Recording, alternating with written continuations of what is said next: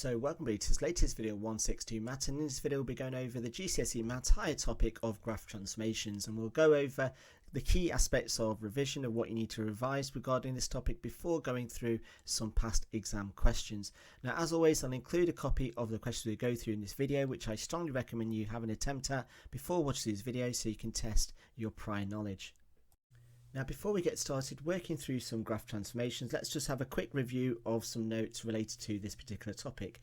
Now, I'll include a link in the description below of a lesson that goes through all of this in greater detail. So if what we go through makes no sense, then I strongly recommend you watch that lesson before continuing watching this video. Now, when it comes to graph transformations, what you need to know is to know when you're doing something to the function and when you're doing something to the x. And once you've established that, that will tell you what it is you actually need to transform. Now, when you are doing something to the x, this is basically when you are affecting the x ordinates. So here, if I just get my pen. So doing something to the x affects the x ordinates only. So if you have got a graph transformation question and it specifically focuses on coordinates, when you're doing something to the x, you're only going to be adjusting the x ordinates. The y ordinates will remain the same. Obviously, when you're doing a graph, then that's basically what you're doing in what's shown on the table on the screen. So you use this when you've got a graph.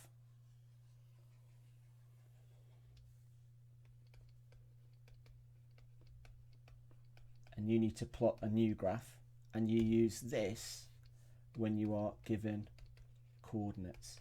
And again, if you absolutely no, I'm not sure what I'm talking about, don't worry, when we go through some exam questions, there'll be a mixture of ones where we're given coordinates and one where we're given graphs. Then if you're doing something to the function, this is where you're only affecting the y ordinates. So again, if you're given coordinates, this is what you need to remember. However, if you're given a graph, then this is what you need to be doing. And like I said, it can be quite difficult to get your head around, but once you do, these questions will remain relatively quite simple. To put your mind at ease when it comes to graph transformations, depending on how many parts there are, so for example, if there's an ABC part, then that's going to be usually worth 1 mark each. So sometimes graph transformations might be worth 1 mark. It might be a combination of very smaller questions which may build up to a 4-mark question.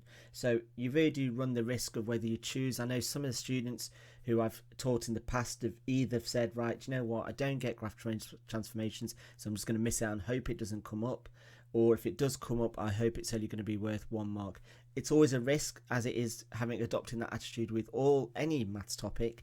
But again, it's a risk of not learning this particular thing, which hopefully it makes sense by watching through this video as we go through some questions.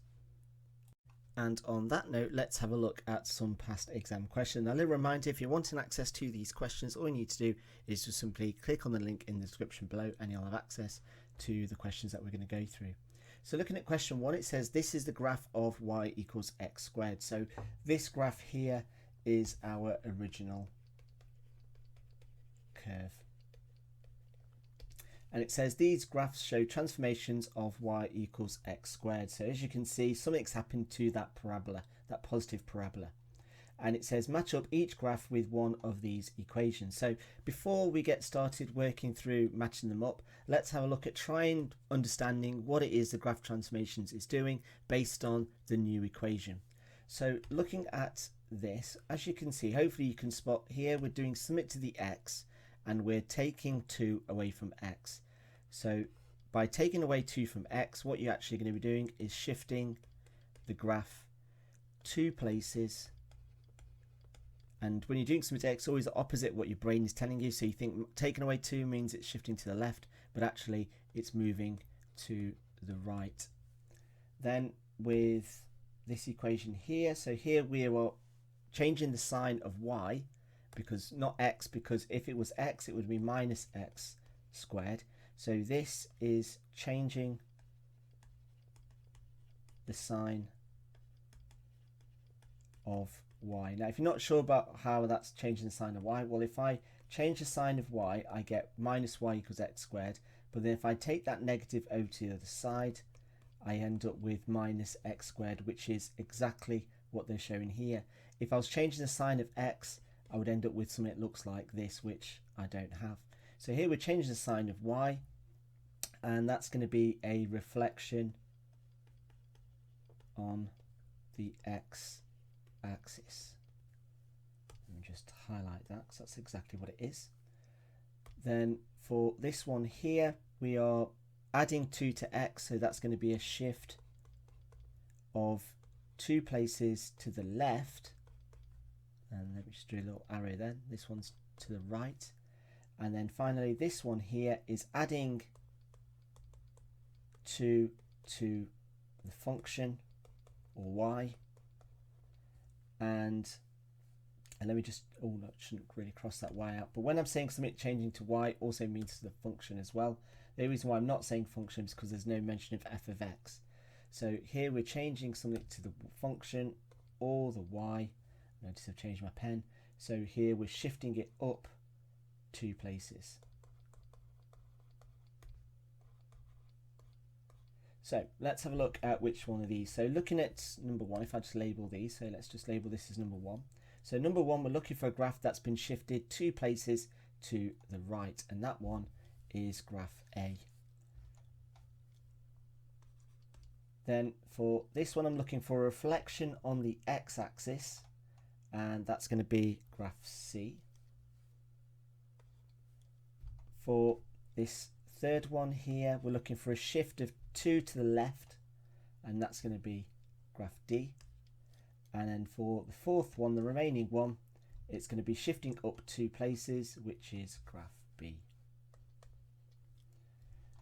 Then moving on to question 2, we got here is the sketch of y equals x cubed. So this is the original curve. And what we're doing here, this time we're actually drawing. So looking at this one, we can see we've got reflection. So this, we're changing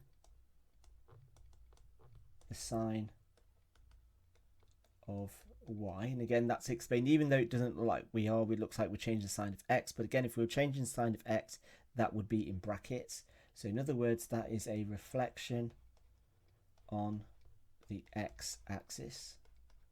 This one, we're taking away 5 from the function, so that's going to be a shift down of 5. This one here is we're adding 1 to x, so that's going to be moving left 1 place. Oh, don't know what's happened there. And here we're taking away 2, so that's going to be a right move of 2 places.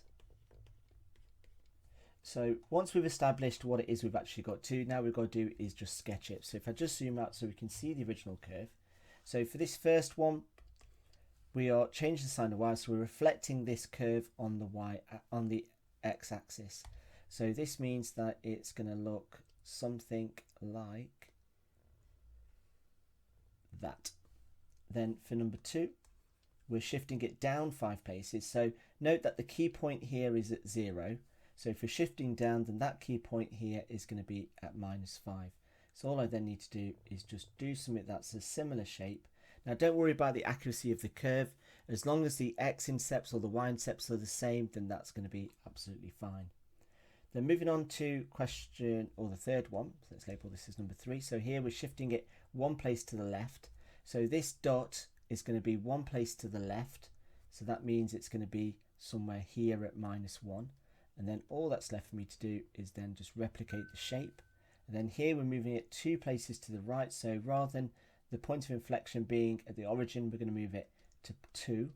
And then, so all I'm then doing is doing something that looks like that. Let's just label that as number 4. Moving on to question 3. So here we've got a coordinate. So if I just zoom in so we can see it a little bit clearer. So question 3, it says 520 is a point on the graph of y equals f of x. Circle that the point that must be on the graph of f of x plus 4. So for this, what we're doing is we are adding 4 to the function. And when we're doing something to the function, we're doing something to the y ordinates. So we're adding 4 to the y ordinate only. So if I had the coordinate of 520, the only one that's being affected is the 20, so I'm adding 4, so it's going to be 524, which is my second option. Moving on to question 4a, it says the graph of y equals x squared is transformed by the vector of 0 minus 4. Now this column vector basically means it's a shift down by 4. Now a shift down by 4 is basically affecting the y ordinates. So in other words, is affecting the function. So if this is the function, the original function here, what I'll do is I want to take away 4 from the function. So it's going to be y equals x squared minus 4. And there is my answer for that one. Then for B, it says that the graph of y equals x squared minus 7x plus 3 is reflected on the x-axis. Write down the equation of the transformed graph. Now, reflection on the x-axis is basically changing the sign of y. So if I change the sign of y, then what I end up is minus y equals x squared minus 7x plus 3, which would be absolute fine to have them as an answer. Now, the problem is typically we don't usually have a minus y, we tend to have a positive y. So if I'm going to make that y positive, what I then need to do is change the sign of everything on that right hand side. So it then becomes minus x squared, minus 7x becomes plus 7x, and plus 3 becomes minus 3. So any of these two answers would be fine for that single mark, but typically I would probably expect the answer in the mark scheme to be that pink highlighted answer. If you did write the one in yellow, technically you should still be correct and get that 1 mark. Moving on to question 5, it says describe fully the single transformation that moves y equals 5x minus 1 to the graph of 5x plus 7. Well, if y equals 5x minus 1 is our original, and y equals 5x plus 7 is our new, then the main difference to get from one to the other is this, in which I've added 8. So what you're doing here is you're going to add 8 to the function, and adding 8 to the function basically means you're shifting up 8 only. Now when you're literally moving something, what transformation is that? Well, it's a translation, so you need to make sure that you are writing translation, as that will be your first mark. And then the next mark will be from describing the transformation. So a shift up 8 only is going to be 0 and then positive 8, in which this will be worth 1 mark and this would be worth 1 mark. You could also describe this in words if you wanted to, and that would still give you the 1 mark, but you need to make sure that you are stating the word translation.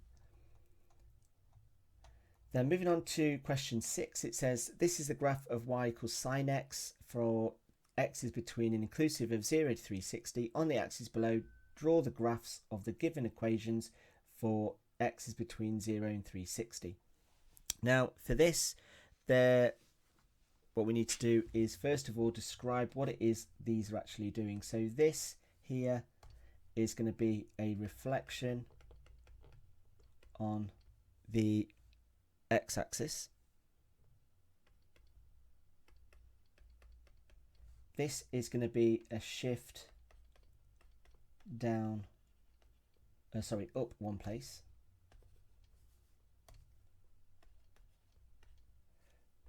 And this one here is going to be a shift of 90 to the left, and this is going to be a shift of 180 to the right. So looking at the original curve, and if I just have that all on my screen here.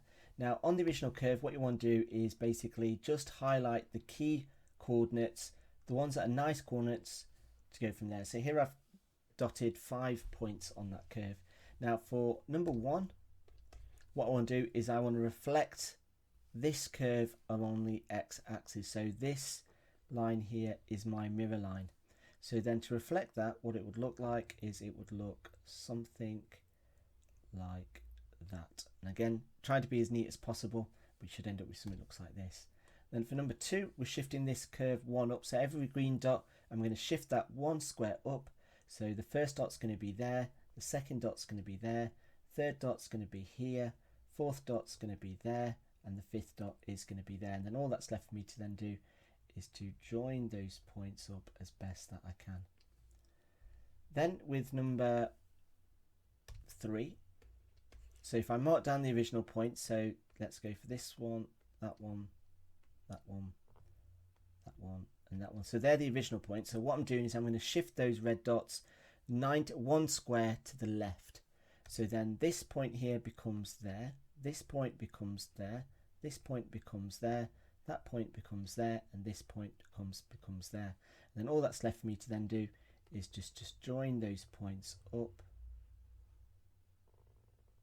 and that point would be there, and then I can just rub that one out.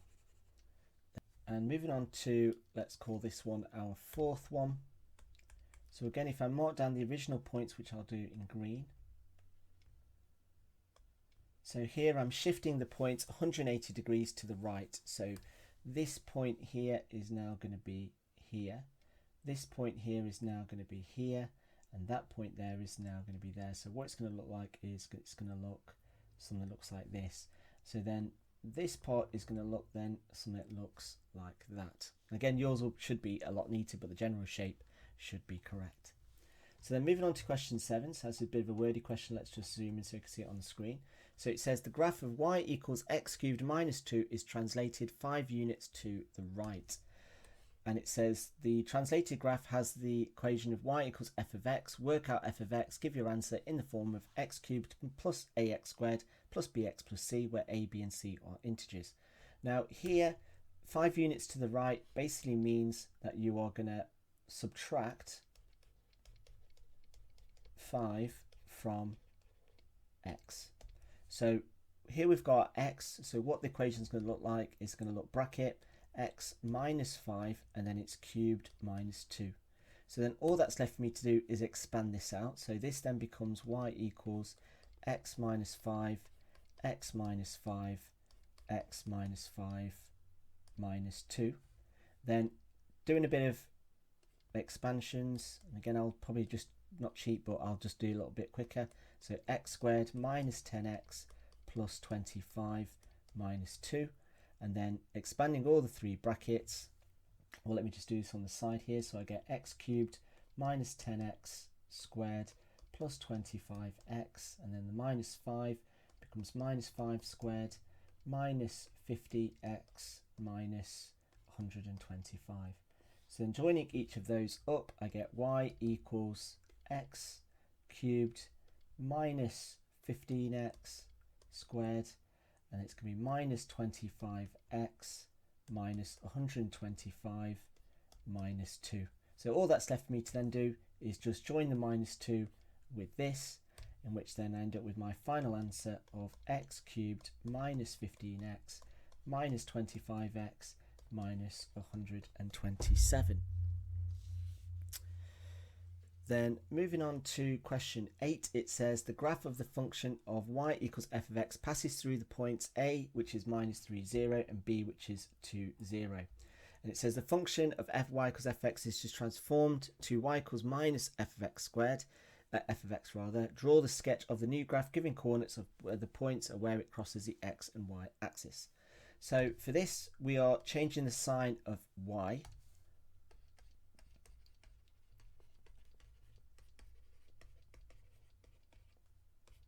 Now, if it was x, it would look like f of minus x. So this is although it looks like we're changing the sign of x, we're not changing the sign of the function. So therefore, we're changing the sign of y. So that means by doing that, what we're doing is we're changing the sign of the y ordinates only. So looking at this graph here, we can see that at B our y ordinate is 2, and at A our y ordinate is 0. So A is not going to change. So oh, don't know what's happened there. So A is not going to change. So my A is still going to be at minus 3, 0. because it just becomes minus 0, and that's point A. Now B, however, I'm going to change the sign of the 2, so that becomes minus 2. So therefore B is going to be somewhere down here, which is at 0, minus 2. So all I need to do is just reflect this graph along the x-axis. So what it's going to look like is it's going to look, and this might be a really poor version, but it's going to look something that looks like that. And it's really important that you do state those intersection points as requested in the question. So then moving on to question 9, it says this is the graph of y equals cos x, and it says work out the equations of the following graphs as a function involving cosine. So if in each of these I just draw, now again you don't need to do this on the graph, but I'm just going to draw the original curve, and which might make it even more confusing, but hopefully it doesn't. So this is the, oh, I've definitely plotted that one wrong, so let me just get rid of that dot there. So this is the original, well, a version of the original, and we want to see how do we get from that blue line to the black line. So this has basically been shifted down 1. So it's a shift down 1 place, down 1. So how do we do that? Well, basically we subtract 1 from the function, or in other words, y. Now function in this particular case is y equals cos x. So then here, to subtract 1 from the function, it's going to be cos x minus 1. Then for number 2, let's just label this as number 2. So as you can see here, our original curve, which I'll draw in blue,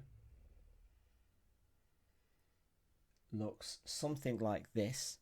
Now as you can see, this is basically a reflection on the x-axis, which basically means that we change the sign of the function.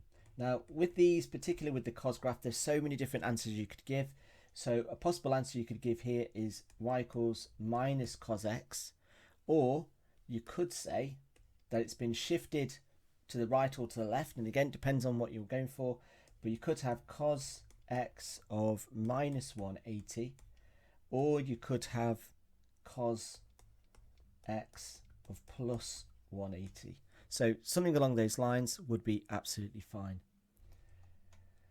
Then moving on to our third one, and so if I just get a marker there, so if I mark the original points of y equals cos x, then it's just a case of seeing what has actually happened here. Now for this particular question, there's several things you could say.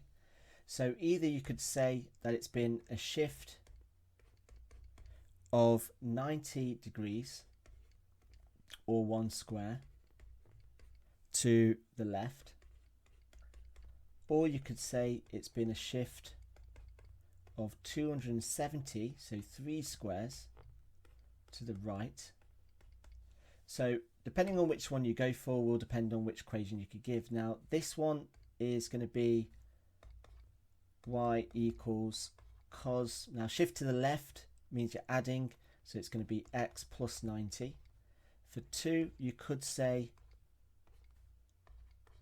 y equals cos, and a shift to the right means you're taking away, so x minus 270. So any of those two, or if you want to go, depending on how your brain is thinking, you could also go for cos and then x plus 90 plus or minus 360. Now all you need to do is make sure that you type in any of those into your equation. You should have the answers, but either this will be correct, or some formation of this will be absolutely fine for the mark for that particular part. Then moving on to our last question, it says curve C has the equation of y equals 3x plus 1 all squared minus 7. Curve D is a reflection on the y-axis of curve C. Write down the equation of curve D. Give your answer in the form of y equals ax squared plus bx plus c, where a, b and c are integers. Now if we are doing this transformation, then basically going back to our notes, we are changing the sign of x. So looking at our original equation, which is this, so instead of writing that, what I'm going to do is I'm going to write y and I've got 3. Now instead of writing, wherever I see an x, I'm just going to swap it with minus x. So the only thing I've changed is that x from a positive to a minus. So then all that's left for me to then do is expand the bracket. So I've got y equals 3, and remembering this is a double bracket, so it's minus x plus 1 minus x plus 1 minus 7. So then expanding this out, I'm going to get x squared minus 2x plus 1 minus 7, there's a 3 there. So then I need to multiply out the 3, so that becomes 3x squared minus 6x plus 3 minus 7, and then simplifying these two things here, I get y equals 3x squared minus 6x minus 4, and there is my final answer and the end of this graph transformation topic test.